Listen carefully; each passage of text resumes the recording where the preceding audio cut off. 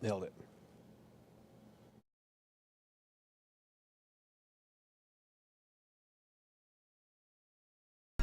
This week on The Record, Israel at war. Congress is paralyzed until it hands someone a gavel. When will Republicans elect a speaker? And how should the U.S. respond to terror attacks against an ally? Former White House National Security Council Director Richard Goldberg joins us with analysis on the nation's foreign policy toward Hamas and Iran. Who will Congressman Mike Boss support for speaker? Plus, tragic deaths and violent outbreaks in the St. Louis City Justice Center. After Congresswoman Cori Bush called for change, which Republican is opening an investigation? It's all coming up right now.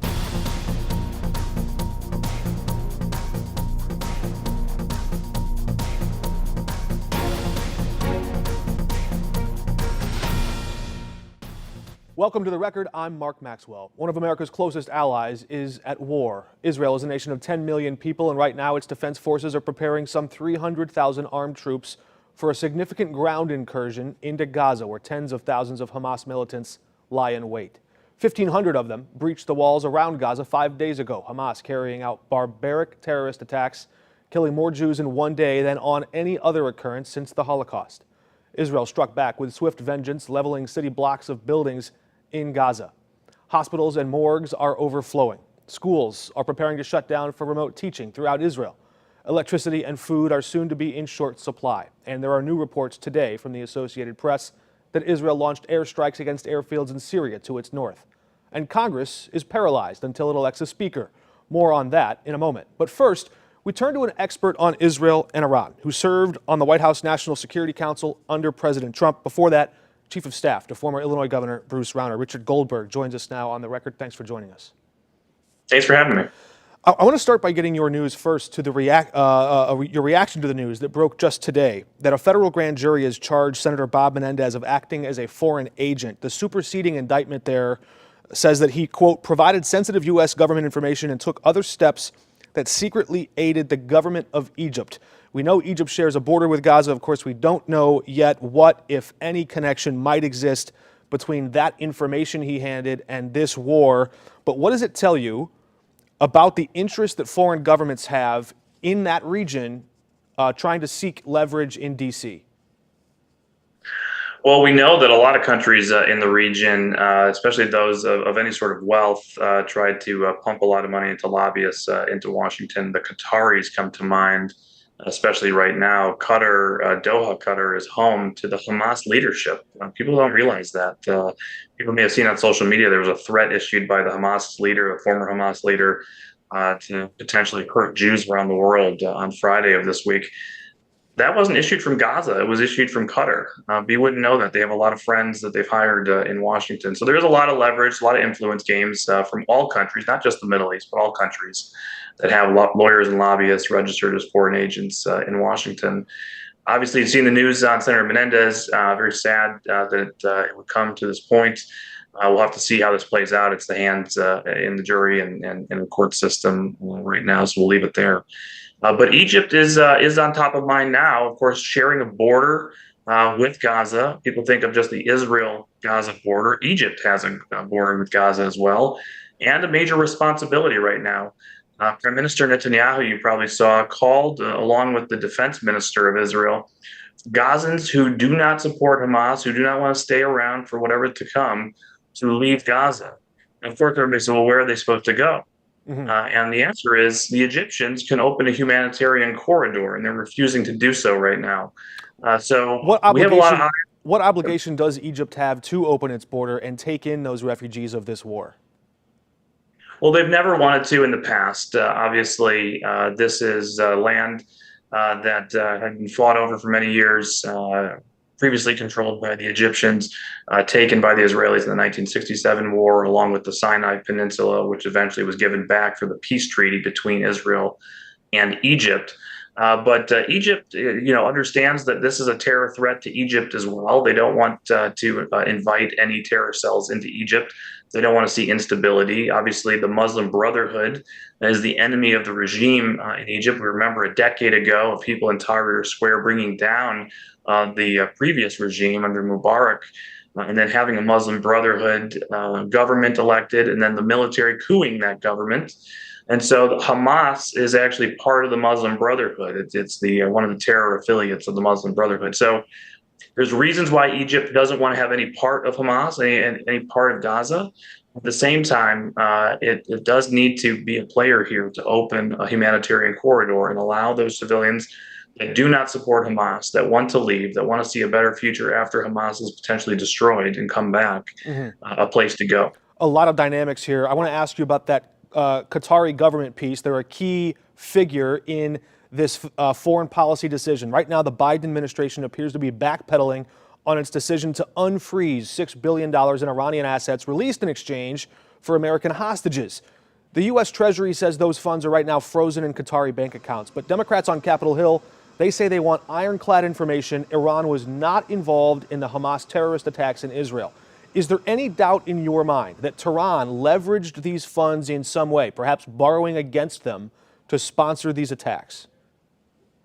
Yeah, I think whether or not this $6 billion was used by Iran for this specific attack is an irrelevant piece of information. I will take the administration at its word that it has not processed any of the money yet out of that $6 billion. The question is, if Iran is the sponsor, the coordinator, the director, the parent company, if you will, of Hamas, why are we giving them a nickel? Why are we letting them have any money available to them as budget support? And it's not just this $6 billion that we're talking about today that was recently moved to Qatar for their use. There was $10 billion moved over the summer from Iraq into Oman for Iran's use. And there's a lot of oil sanctions that aren't being enforced right now. So I think we're really under a reevaluation of the Biden administration's Iran policy in total, because while they have been pursuing a policy to try to restrain the nuclear program by opening up cash for the regime to try to keep them from crossing that nuclear threshold, what they've been doing also is freeing up cash for terrorism and other nefarious purposes. That's a tension in the policy right now in Washington, and that's really at the core of the debate. Whether or not there was intelligence pointing a finger at Iran or at Tehran, there must have been some intelligence. American and Egyptian officials have both said that Egypt warned Israel about the impending attack days before it transpired. To what extent was this a failure of the Netanyahu government to blunt or deter these attacks? Oh, I think this is a catastrophic failure on multiple levels throughout the Israeli system, and somewhat of an indictment of our own intelligence services here in the U.S. This is a very complex attack. It was well thought out. The documents that we're starting to see that have been posted in certain Telegram and other social media apps that have been taken off of the Hamas terrorists show just very detailed planning for months. They knew exactly where they were going. The type of techniques, the tactics they used, the paragliders, mortars dropping from drones, coming in from land, air, and sea. I mean, this does not just happen overnight.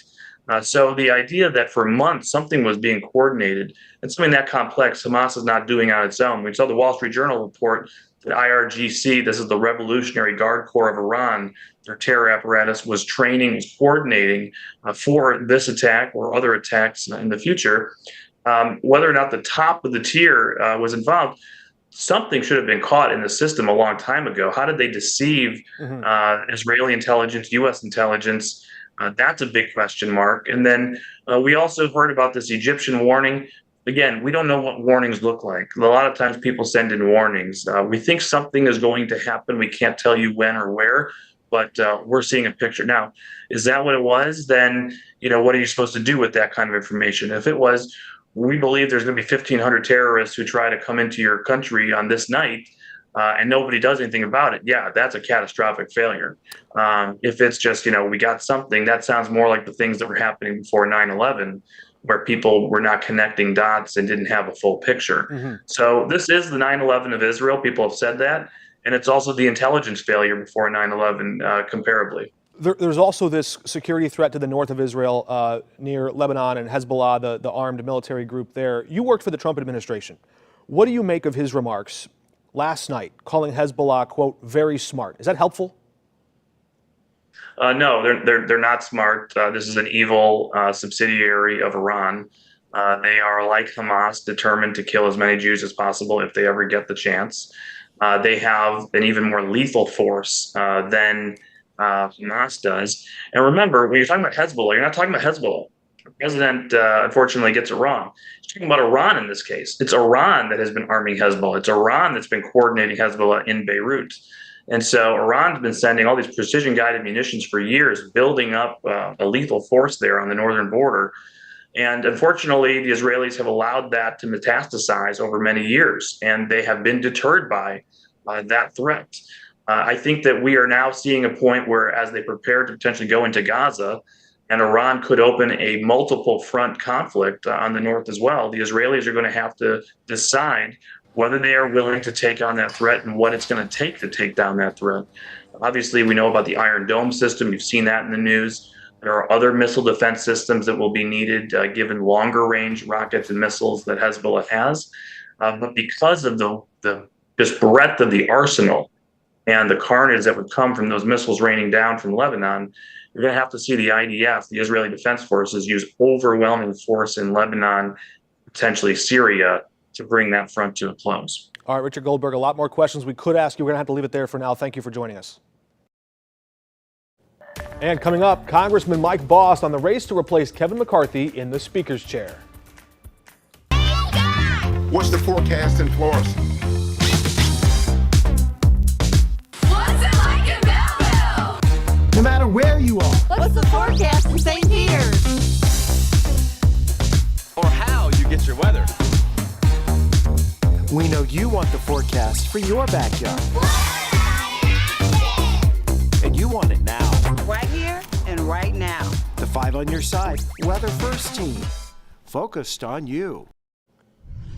Pentagon Chief Lloyd Austin is heading to Israel, where America's closest ally in the Middle East is under attack. The White House says it is rushing military aid and weapons to Israel as its military mounts its defenses for a major ground incursion into Gaza against Hamas.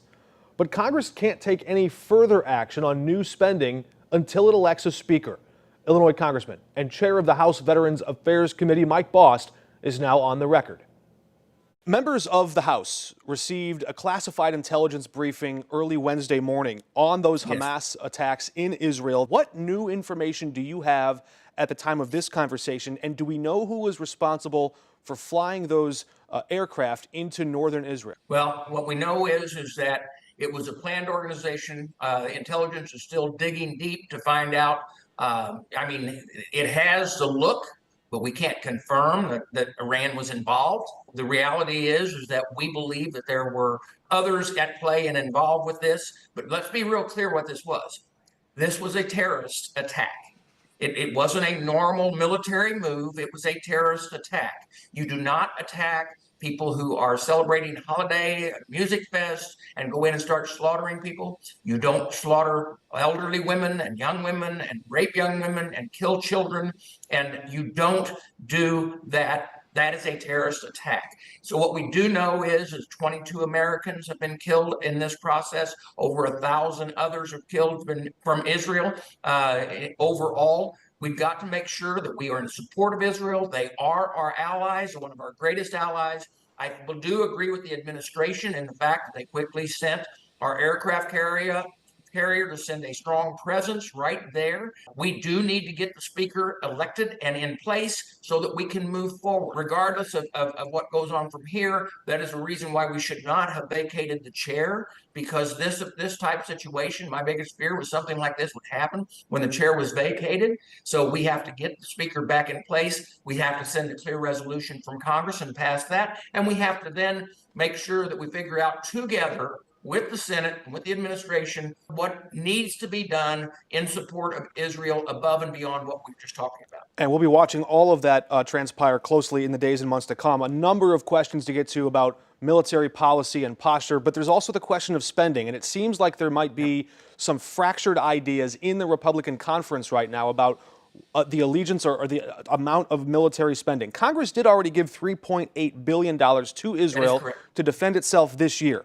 So how could this happen with all that funding there, and how much more are you willing to spend to help Israel defend itself? The actual House moved the 3.8. That was not moved out of the Senate yet.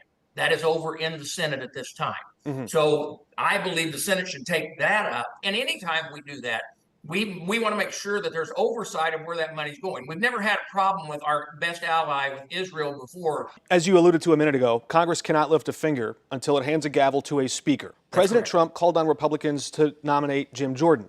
You Right. voted for Steve Scalise in the conference and support his bid for speaker. No one necessarily true. I will vote for Steve Scalise on the floor.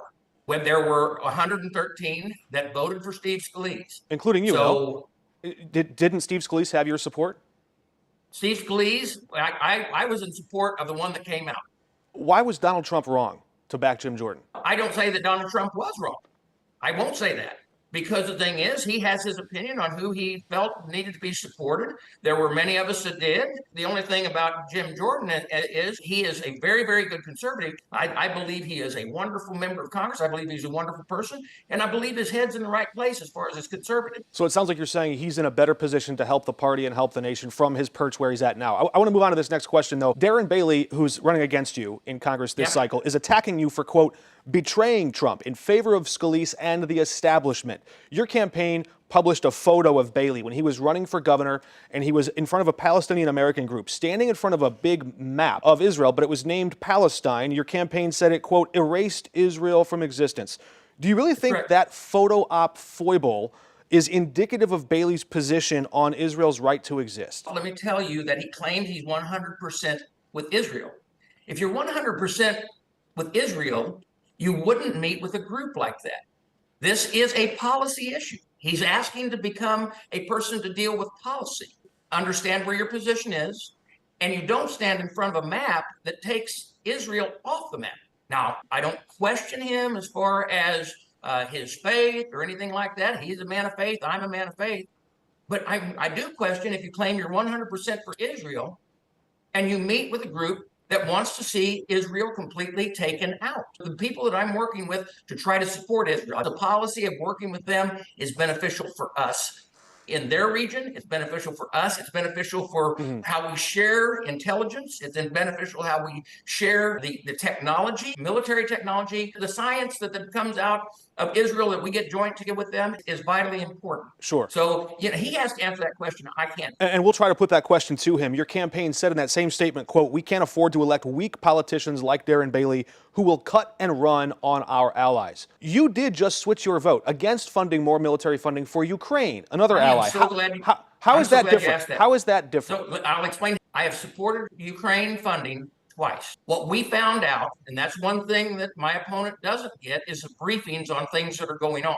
What we found out is there's some abuses of those monies because we don't have oversight. So I refuse to give my vote for more money for Ukraine until we have oversight and know that it is being directed where? To the beans, bullets, and band-aids that allow them to take the fight to the Russians. I think that's the right thing to do for the taxpayer, and I am very happy to explain that vote. Will you apply that same standard to Israel? And I ask it under this context. Yes, Ukraine has suffered a rash of corruption there. So too has the Netanyahu government. Do you trust that that money is being used the way it's supposed to? How can you assure that? Because we have oversight and have a close relationship with Israel to make sure that's done. And we've been doing it a long time with Israel. We know where it's going. Israel, not that Ukraine isn't a good ally, don't get me wrong. We've got a long time standing friendship since the beginning of Israel.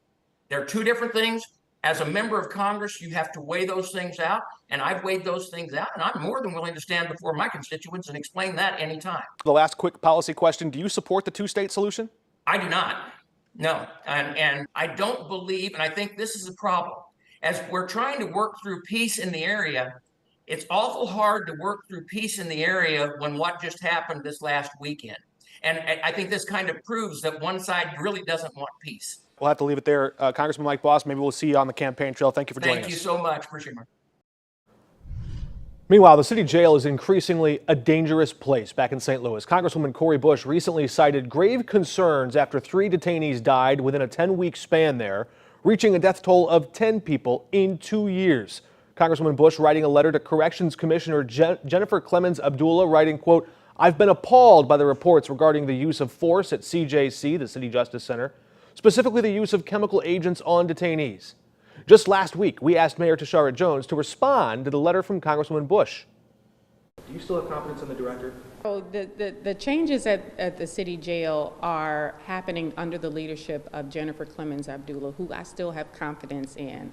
This is a difficult situation, and she chose to move here with her family to take on making these changes in the CJC. We have spent almost $20 million fixing the locks, upgrading the meals, and upgrading services and educational services in the city jail. But these kind of changes don't happen overnight because there have been problems there for decades, and you can't expect it to change under one person over 2 years. And also, she's doing this with a staff as many that she needs. And I don't see people knocking down our doors to be corrections officers.